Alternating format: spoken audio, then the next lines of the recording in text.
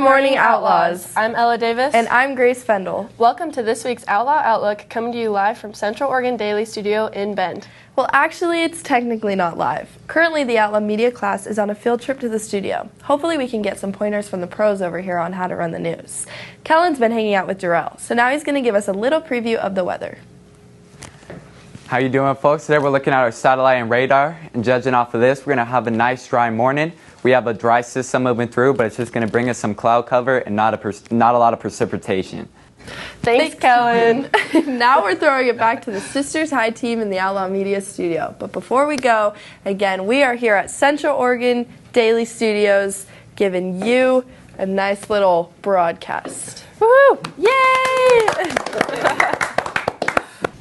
Thanks to the Outlaw Media class for that awesome introduction. Last week they toured the Central Oregon Daily News facility and studio in November, and they will be touring the University of Oregon School of Journalism and meeting with several professors there. Woo! Sounds like a blast. Speaking of fun, homecoming was great. Thanks to everyone who joined us for all the homecoming activities this last week. Between the game, the parade, the dance, and everything around it, it was a blast. Freshmen took first place for their float, sophomores took second, juniors took third, and seniors took last. In case you missed the football game, Spencer Tisdale and Ella Eby were crowned as homecoming king and queen.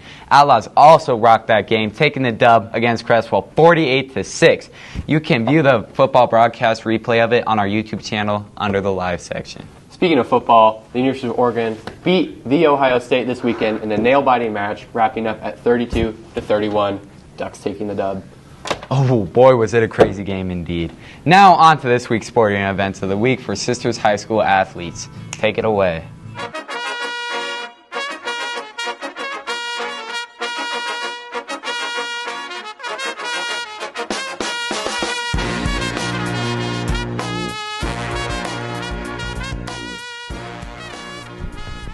Hey Outlaws, it's Isaiah and Ella with this week's sports. Monday boys soccer JV at Salem at 4:30. Academy or oh my goodness. Football JV 5 at LaPine. On Tuesday, girls soccer at 6 o'clock at San Am Christian with a 2:30 departure, and boys soccer varsity at Elmira at 4:30, and volleyball JV and varsity at 4:30 and 6 o'clock versus LaPine, and it's senior night, so be there. Wednesday, boys soccer JV at 4:30 Bend. Thursday, girls soccer varsity at 4:30 at Elmira, departure with a 12:30. Volleyball varsity and JV at 4:30 and 6 o'clock at Elmira, and a 12:30 departure. Boys soccer varsity at 4:30 against Central Lynn, and it's also senior night, and Project Unify on Thursday as well. Friday, football varsity 7 o'clock at Pleasant Hill, senior night. Cross country senior night. And Saturday, volleyball has a tournament at Clearwater and with the Bend schools. Back to you. All right, thank you, Isaiah and Ella. Last week, the SHS Greenhouse Program was awarded a grant by Mid-Oregon Credit Union.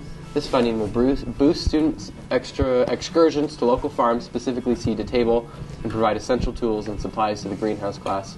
This fall, students are engaged in learning in the intricacies of vegetable and herb cultivation from seed, soil health maintenance, seed preservation, and food preservation methods. The greenhouse class deeply appreciates the ongoing support from our generous community. Woo! Sister School Foundation also generously granted several programs last week, including yours truly, the Outlaw Media program. Thank you to Sister School Foundation for making productions like this possible. Yes, thank you. The BYU International Folk Dance Ensemble will be coming to Sisters High School Wednesday, November 6th, and goes from 7 o'clock to 8:30. Tickets are $17 to $22 and can be purchased online. Safeway Pharmacy will provide a flu and COVID vaccine clinic for students at least 7 years old, accompanied by an adult or parent, as well as for community members. It will be held Friday, October 18th from 1 to 5 p.m. in the Commons here at Sisters High School. Please bring your ID and insurance card so we can make copies for the pharmacy. If you don't have insurance, the cost for the flu vaccine is $78 and $225 for the COVID vaccine. If you are unable to complete the attached consent form ahead of time, forms will be available by the clinic for you to fill out. For any questions, feel free to email Trish Roy at ssd6.org. Now we have this week's weather forecast with Joe. What's going on, Outlaws? Back with this week's weather. So Monday the 14th, it's going to be partly cloudy with a high of 74 and a low of 37. Tuesday the 15th, it's going to be cloudy with a high of 70 and a low of 44. Wednesday the 16th, it's going to be rainy with a high of 54 and a low of 39. Thursday the 17th, it's going to be rainy again with a high of 47 and a low of 35. Friday the 18th, it's going to be sunny with a high of 55 and a low of 29. Now to the weather cams. As we can see all up on the pass in Hoodoo, it's super dry. No snow looking like it's coming in. You know what I always say, if it's not snowing, I ain't going. So pretty dry up here.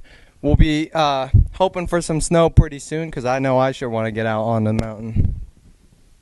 All right, for the weather tracker, you can see the wind patterns moving up the coast all the way up into Washington and eventually moving out into Canada. If we go into a closer look in the Bend, Redmond area, you can see wind patterns are kind of just circling around here. Bend, Redmond, Sisters. It's going to be overall pretty cloudy, probably a little bit humid with like a lot of moisture. All right, now back to Jack. Thank you so much, Joe. Now I have a quick video with Finn and Gracie on the guidelines for attending Sister High School District events. We have received some feedback and wanted to address the following in order to maintain everyone's safety and allow our events to run smoothly. We wanted to address the following expectations at our events moving forward. Adhere to the school rules. All students and attendees are expected to follow the established school rules during events. This includes respectful behavior towards peers, staff, and officials, as well as other spectators. Let's set a positive example of sportsmanship and community pride. No balls or sports equipment at events. For the safety of all attendees, we ask that no outside balls or other sports equipment be brought to games or events. This ensures that the focus remains on the athletes in the game and reduces the risk of accidents or distractions and keeps our spectators and other guests safe.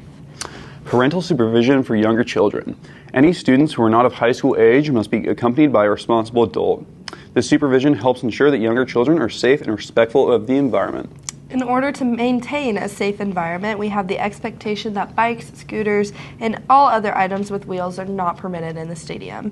This expectation is also applied to pets of any kind with the stadium fence.